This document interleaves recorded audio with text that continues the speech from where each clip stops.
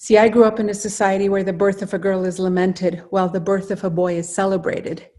A culture where an absence of citizenship rights for women combined with crushing poverty create a society in which women are not only the property of men, but 1 out of 3 are illiterate. They're likely to be married before they reach puberty, and 1 in 24 die in childbirth. And those stats are from before the current war in my home country. The situation is much more dire today, with Save the Children just announcing that 85,000 children under the age of 5 may have died of starvation in the last year. And I know those numbers are conservative.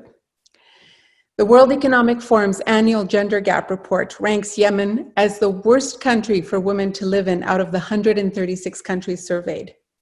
When we were young girls, we were taught at school that the only thing we are required to do is make a good home, marry a good man, and raise good children. I heard the word no a lot. No, you can't do that. No, you can't go there. No. When I asked why, the answer was always the same. Because you are a girl. So it has taken me a really long time to get to this place and feel comfortable in my own skin. So life was very different for me back then when the girls were young. I was my father's daughter, my husband's wife, and my children's mother. I had no ambition beyond the 4 walls of my world. I enrolled in secretarial school. I was too afraid to go to university. I wasn't sure I was smart enough. I wasn't going to have a career anyways. That's what everyone told me. I told myself it didn't matter, and it didn't for the longest time. My husband graduated, we packed up the girls, and we moved back to Yemen. And now that I had lived in the West and had my daughters in these nice, clean American hospitals, returning to a place where I had little value as a member of society was really tough. Now, don't get me wrong. I love my culture and my home country. I take a lot of pride in where I'm from. I have a huge respect for the resilience and generosity of my people. But we were dealing with so many challenges, from malaria, non-existent medical system, a lack of running water, only up to 5 hours of electricity a day, to civil war.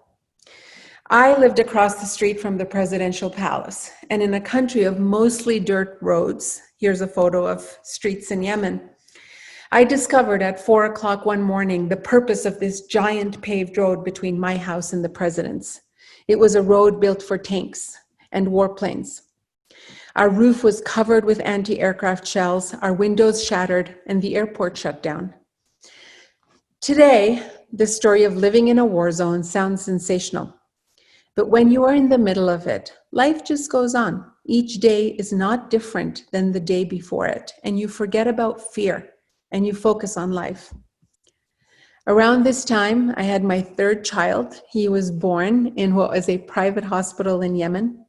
There was no medication, no clean sheets, a pussy, one-eyed cat that would not leave the room. Apparently, the hospital had a rat problem.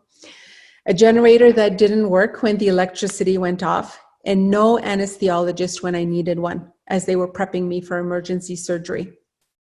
Anything that could go wrong that day, both for me and my son, my little warrior, did.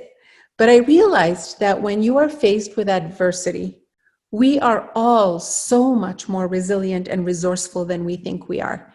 I have discovered that so many times in my life. Every time I got hit by a ton of bricks, and there were more than a few bricks, I picked myself up off the ground and got back to work.